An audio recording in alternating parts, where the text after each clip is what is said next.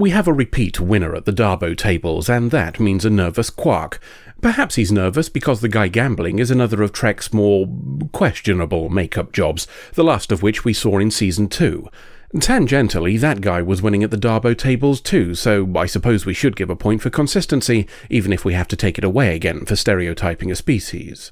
Anywho, somebody walking out of the door with more money than they brought is the closest thing to Ferengi blasphemy, so it's just as well the girl running the table is well trained.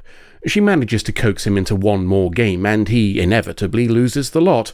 I wonder if she used the cheat button we saw in Season 1. The girl in question leaves the table and sits with Jake, and it appears they're more than friends, so we'll assume she's Marder. Marder, you may recall, is the Darbo girl Jake has been helping study entomology, and who he tried to get his dad to invite to dinner last season after admitting that he was in love with her. Jake may have forgotten the mention of inviting her to dinner, but Sisko didn't and has approached her himself to extend the offer personally. A bit of a surprise to Jake, but he recovers well enough to hide his nerves. Quark's getting some attention too, and from another character we saw last season. She was the trader who handed Quark a Bajoran earring back at the start of the last season, and she's back for some more dodgy dealings. It's salvage this time, she says, something nabbed from the other side of the wormhole, and a little sweet-talking, plus a bit of lobe-stroking, and gets Quark to buy the goods without checking them first. It's a rookie mistake, and one he comes to regret when he finds the salvage is just wreckage. He regrets it even more when a piece of the wreckage turns out to also contain a baby. We can't leave a baby with Quark, obviously. He'd probably try to find a buyer. Instead, the kid's in the infirmary while we track down who sold Quark the salvage, though Dax thinks her flight plans will be as sketchy as her merchandise. Bashir doesn't recognize the species, and it's a bit of an odd one too, high metabolism and cell division specifically, but there's no way of knowing if that's normal. Perhaps O'Brien doing a science on the wreckage will help us identify the source. Sisko leaves them to it and returns to his quarters. Jake's already there and feeling cantankerous at not being in the loop regarding the dinner invitation for Marder. In Sisko's defense, he says he asked Jake to make the offer weeks ago and finally got tired of the procrastinating. Some joking eases the tension a little and Jake calms down, but it's clear this dinner means a lot to him. Maybe Sisko will be too preoccupied to pass judgment. He's down at the infirmary to check on the baby we found, and it's fair to say the tyke's had a bit of a growth spurt, despite Bashir thinking he's 2 weeks old at most. He's quite precocious for a 2-week-old child too, what with him having a conversation and all. He makes a desire for food and information known to them, all of which puts a nail in the coffin of this being natural development as far as Bashir's concerned. He suspects this is more likely linked to artificial means, perhaps an experiment into advanced genetics. There's not much we can do about it either way, so with instructions to start testing the kids' abilities, Sisko leaves them to check on the debris. O'Brien's already there and looking things over, the only fact he has right now being that the gizmo Quark pulled the kid from was a stasis machine of some sort. While he's there, he asks O'Brien to fix the replicator in his quarters. It feels like he's cutting it a bit fine for the dinner he invited Marder to tonight, but O'Brien already knows about this from Jake and will get it sorted. It's a chance for them to talk about her, and more specifically, Sisko's opposition to their relationship. He points out the 4-year age gap, though he seems more concerned about her profession, so much for him being too preoccupied to pass judgment. Kira's cast off the military life and taken up horticulture. Not really, of course, as the plant is a housewarming gift for Odo. Perhaps a bucket in the back of the security office feels a bit awkward now he's sharing the place with Eddington, the guy Starfleet sent over to take care of their own security. Kira wants to have a nose around, and Odo reluctantly invites her in. There's no furniture to speak of because he doesn't have a need for it, but there are items he uses to explore his abilities. He doesn't even sleep in the bucket anymore and just becomes a puddle wherever he likes. No point in wasting a good bucket, though, and it begins a second life as a plant pot. To Bashir and Dax we go. They're at the Replimat and discussing his new patient, the one Bashir has now decided is definitely genetically engineered. Odd thing, though, his metabolism lacks an enzyme that completely buggers everything up if he doesn't get it. Bashir's working on a replacement, but his patient might not be sufficiently, well, patient.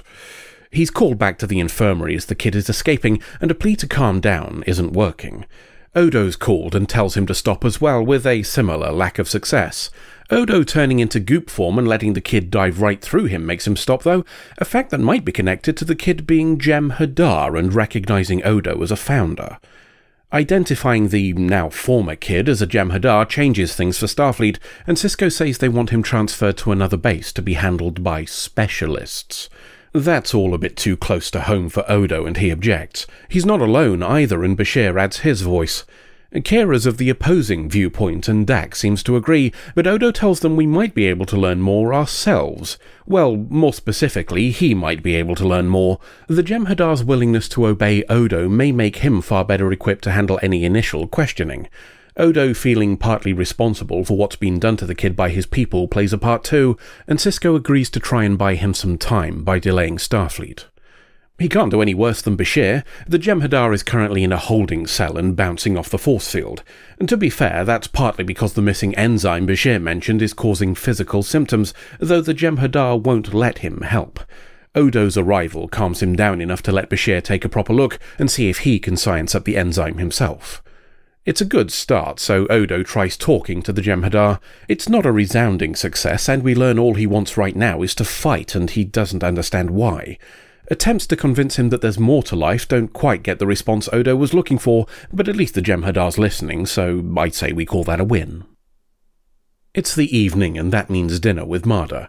Sisko wants background data, which is a reasonable enough request when getting to know someone.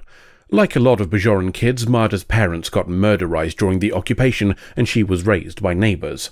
She has siblings, but doesn't speak to them after they were judgmental about her job, which is either a gesture of trust in bearing her soul or a masterful piece of manoeuvring. Perhaps it's a bit of both, and might even have been arranged with Jake based on his reaction. Jake moves things along by mentioning that Marder writes stories of sufficient quality that Keiko O'Brien suggested she should submit them to a publisher. She retaliates by talking about Jake's poetry and skill at a bar game called Domjot, both of which are news to Sisko. Jake takes the opportunity to scarper and check on some food while his dad simmers a little, so he's not there when Marder explains to Sisko that Jake isn't just a teenager and he matters to her. Sisko's gracious enough to realise he's completely lost the initiative in whatever battle he thought he was going to fight tonight, and instead settles in to learn more about his son. Speaking of growing up fast, we're finding out more about our Jem'Hadar guest with O'Brien. We've found what Odo believes to be the missing enzyme Bashir's been trying to create, and one so complex our computer couldn't analyse it. That makes sense if the compound was created as a means of ensuring the loyalty of the Jem'Hadar, as Odo suspects. Something that could be easily replicated would not make great leverage. We're going to test the stuff by jamming some of it into a child and seeing what happens, the favoured method of unethical doctors throughout history. Bashir wins this particular roll of the dice, and our Jem'Hadar calms down some. He becomes a little concerned when Odo tries to leave him in the infirmary, but Bashir says there's really no reason for him to be kept in, so Odo's going to have company. Explaining what the things in Odo's quarters are for leads the Jem'Hadar to ask why he chooses to copy humanoids when he's so clearly better. The concept of equality is a difficult one to grasp for someone who was literally bred to know his place in a hierarchy, but Odo gives it a go anyway. That raises another problem with him believing Odo is incapable of being wrong, so we try a different approach by asking the Jem'Hadar what he wants. The answer is to learn about his people, a desire Odo knows all too well and cautions him that he may not like the truth. Footage of fights with other Jem'Hadar on the Bridge of the Defiant seem to fascinate rather than repulse him, but Odo has an idea for how he might be able to satisfy that particular instinct without submitting to it. To a holosuite we go, and one of Odo's personal programs. Odo's deal is that he can do whatever he wants in here as long as he controls those instincts when he leaves. The Jem'Hadar gets stuck in and requests increases in difficulty. When Odo nips out for a chat with Kira, the Jem'Hadar starts increasing the difficulty by himself instead.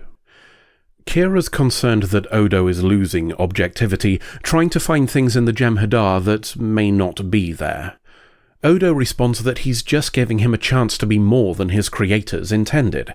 It's an admirable goal, though one those same creators may also have defended against.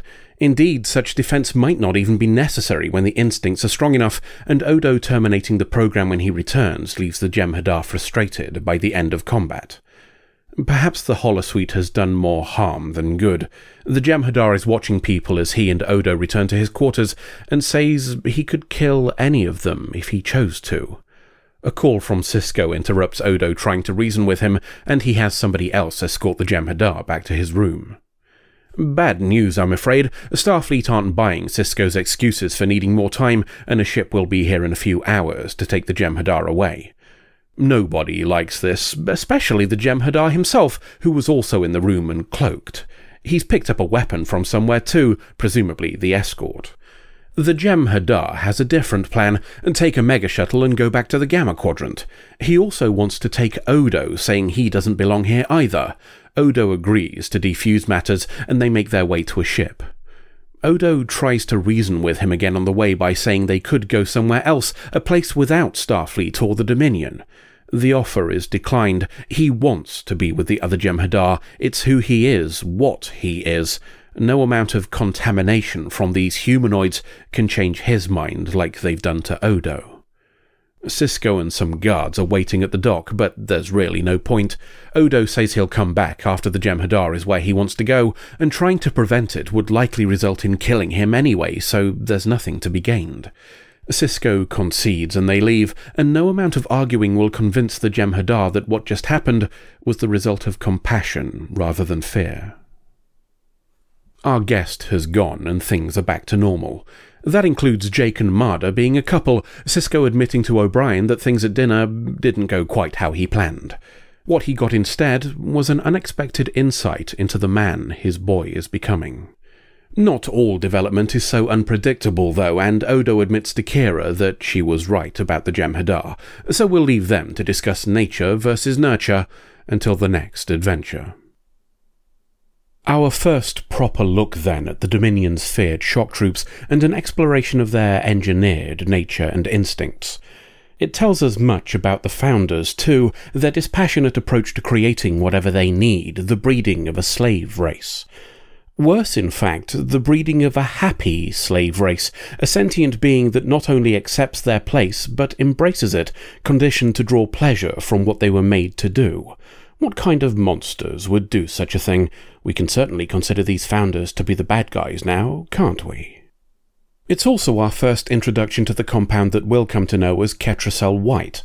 For giggles, I went back and looked at the previous examples we've had of Jem'Hadar to see if this is something that had been planned, and the answer seems to be probably not, but we can't rule it out.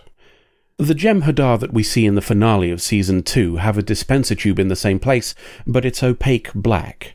We can probably assume it's there because the addition of obviously artificial things to biology is an easy, some would say hackneyed, way to make aliens look alien. The tubes have changed at the start of Season 3, being replaced by opaque white. Perhaps that's deliberate planning for what's to come, but I think the more likely answer is that they were changed to make them more noticeable in low-light filming against their dark clothing. This episode, then, is the first example of what the tube is for, and likely made transparent to emphasize this. As I said, this all could have been deliberate, though I personally think that unlikely. Moreover, I think I'd prefer it if it wasn't. For as much as I've banged on about overarching plots and narrative continuity, there's something to be said about organic growth, those unplanned tangents that spring from circumstance. A piece of plastic tubing was likely never intended to become the representation of something that would define the Jem'Hadar, and it's reassuring in a way to know that even those people in charge of high-profile franchises are often just pulling it all out of their arses. Whether being pleased by that says more about them or me, I shall let you decide. Let's have a chat about Odo, shall we? First off, I think we're supposed to have assumed by this point that Odo withdrew his resignation and stayed on as head of security for non-Starfleet matters. He's been in control of it twice now since the start of this season, the accident in Quark's and Kira's prison inquiry in the last episode, with no mention at all of the arrangement.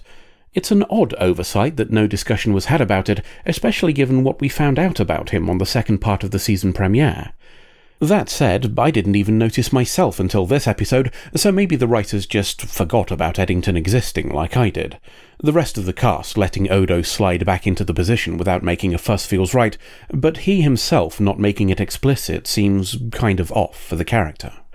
There's a whole additional conversation to be had about him being here at all now that we know he's one of the founders, but we can silence that by saying Cisco's told his bosses that it's a Bajoran decision and Kira having significant sway in that matter. While we're talking about Odo, him being given quarters is a nice touch for a few reasons. The first is purely functional. He can't really sleep in a bucket in the office if he's sharing the space with Eddington. The second is reflective of a change in his psychology since finding his people. Okay, that meeting might have gone to shit somewhat, but just knowing that he has a people is of significance, and the impact of this on his sense of identity shouldn't be understated. He's not an unknown anymore, just an oddity to store in a bucket, but now somebody with a history. What also shouldn't be understated was the impact of his time in the Founder's Garden. His revelation when mimicking a bird has clearly unlocked a newfound desire to explore what he can be and what he can feel as a result. Auberjonois does a great job of representing this, becoming visibly animated when discussing the prospect with Kira, his hesitation when he invited her in gone. This matters to him. Let's end with Sisko being force-fed his own ignorance, shall we? Marder does a great job of shining a light on the contrast between the Federation's policy of acceptance versus his own vaguely puritanical attitude. It's a not uncommon problem in our own world, most notably with industries such as sex work, but also rife towards so-called menial jobs, a title given to workers when you don't want them to realise the world will fall apart without them. That it's called out within the show is welcome. That it's also tied to Sisko realising he doesn't know as much as he thought he did helps drive the message home and, hopefully, cause a little introspection in the viewer. End of episode. We don't know anything about who passed on the job then. Not the identity or location or any of the things you'd normally expect to learn when taking on a job. All we've got is a name, and that's either fake or the start of a copyright issue, so we best leave it be either way. It's not a total loss. We're in the future, remember, and that means cameras and call logs and all that shit. He can't have covered every track, so we just have to find the clues he missed. Sounds like the sort of thing that could lead us a merry chase for multiple installments of these credit sequences. What a handy coincidence. So do you have any thoughts on where we should start looking? How about the replimat? You're hungry, aren't you? No, of course not. I'm just thinking anybody who visited the station would have needed food, so that's a fair bet for a place that have... Yeah, alright, I'm hungry. Woof.